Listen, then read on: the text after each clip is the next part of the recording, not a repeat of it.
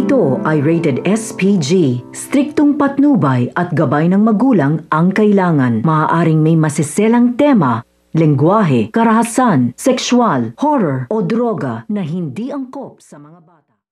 Desidido na nga ito nga si Diyosa na maging anak niya na nga ng legal. Ito nga napulot nga niyang bata at ipangalan na nga sa kanila ni Cromwell upang sa gayon maging legal na sa kanila ito. Samantala, tinanong naman nga nito at nilapitan ni Moira ito nga si Annalyn kung may alam nga siya sa sikreto nga nito ni Giselle. Subalit binulungan nga siya nito ni Annalyn na kung may alam nga siya ay hindi niya sasabihin dito nga kay Moira dahil wala naman itong kwentang tao. At kabahan na nga lang ito kapag nalaman na nga nito ni Annalyn ang katotohanan si Moira ang may kasalanan kung bakit na-aksidente itong ang si Doc Tanyag at ang lihim nga nito na anak sa labas itong ang si Zoe ni Doc Benitez.